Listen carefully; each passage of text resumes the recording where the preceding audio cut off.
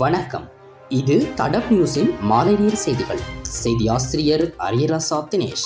வாசிப்பவர் ஞானதீபம் கிருஷாந்த். முதலில் தலைப்புச் செய்திகள். வளிமண்டலவியல் திணைக்களம் விடுத்துள்ள அறிவித்தல்.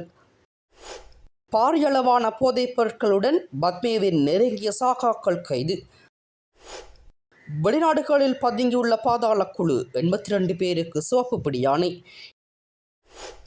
இலவசமாக சொப்பின் பைகள் வழங்கப்படாது. இலங்கையில் நாளை முதல் அமுலாகும் நடைமுறை. ஹீட்டரில் இருந்து பாய்ந்த மின்சாரம், பரிதாபமாக உயிரிழந்துள்ள பெண். போதைப் பொருட்களுடன் அரச பேருந்து சாரதி கைது. இனி தொடர்பான விரிவான செய்திகள். நாட்டின் சில இடங்களில் மழை அல்லது இடியுடன் கூடிய மழை பெய்யக்கூடும் என வளிமண்டலவியல் திணைக்களம் எதிர்ப்பு கூறியுள்ளது. குறித்த விடயத்தை வளிமண்டலவியல் திணைக்களம் இன்று வெளியிட்டுள்ள அறிக்கையில் தெரிவித்துள்ளது. நாட்டின் ஏனைய பகுதிகளில் பிரதானமாக சீரான வானிலை நிலவும் என்று வளிமண்டலவியல் திணைக்களம் தெரிவித்துள்ளது.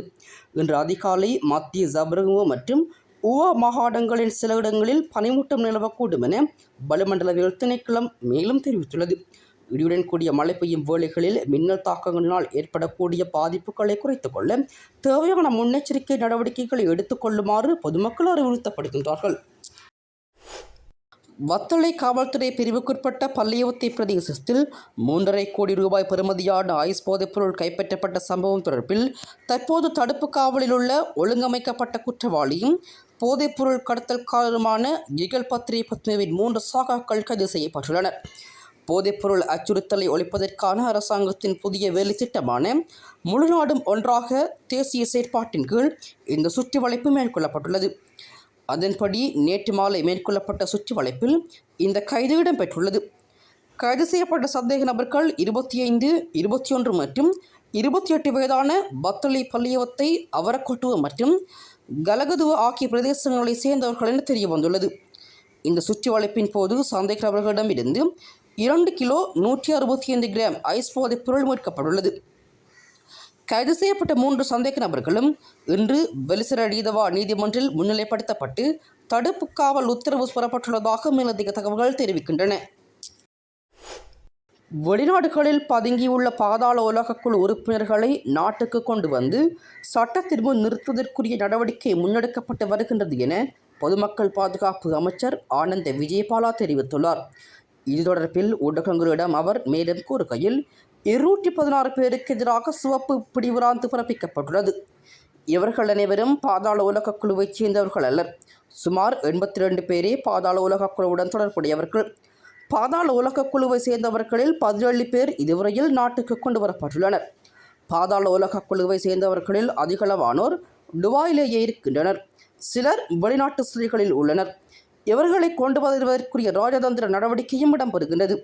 இந்த நாட்டில் குற்றச்செயல்களில் ஈடுபட்டுவிட்டு வெளிநாடுகளில் பதுங்கி வாழ்வதற்கு இடமளிக்க மாட்டோம். அவர்கள் நிச்சயம் சட்டத்தின் முன் நிறுத்தப்படுவார்கள் என்றும் குறிப்பிட்டுள்ளார். வர்த்தக நிலையங்களில் பொருட்களை கொள்வனவு செய்யும் போது நாளை முதல் இலவசமாக சொப்பின் பைகள் வழங்கப்படாது என அறிவிக்கப்பட்டுள்ளது. வாடிக்கையாளர்களுக்கு வழங்கப்படும் சொப்பின் பைகளின் விலையும் நாளை முதல் விலைப்பட்டியலில் உள்ளடக்கப்பட வேண்டும் என நுகர்வோர் விவகார அதிகார சபை தெரிவித்துள்ளது. இந்த நிலையில் நாளை முதல் சொப்பின் பைகள் வழங்கப்படாது என ஏற்கனவே வர்த்தக மானியம் வெளியிடப்பட்டிருந்ததாக அந்த அதிகார சபை குறிப்பிட்டுள்ளது. அதன்படி சொப்பின் பைகள் உள்ளிட்ட பொலித்தீன் பைகளுக்கு நாளை முதல் கட்டாயம் பணம் அறவிடப்பட வேண்டும் என நுகர்வோர் விவகார அதிகார சபை அறிவித்துள்ளது. ஹீட்டரில் இருந்து மின்சாரம் பாய்ந்ததில் பெண் பரிதாபமாக உயிரிழந்துள்ளதாக போலீசார் தெரிவித்துள்ளனர். இந்த சம்பவம் பொக்காவல போலீஸ் பிரிவுக்குட்பட்ட டிரம்புகேவல பிரதேசத்தில் நேற்று இரவு இடம்பெற்றுள்ளது. குறித்த பெண் மின்சார ஹீட்டர் ஒன்றை தொட்டதன் காரணமாகவே அவர் உயிரிழந்துள்ளதாக விசாரணைகளில் தெரிய வந்துள்ளது. இவ்வாறு உயிரிழந்துள்ளவர் கண்டி டிரம்புகேவல பிரதேசத்தைச் சேர்ந்த 35 வயதான பெண் என தெரிவிக்கப்பட்டுள்ளது.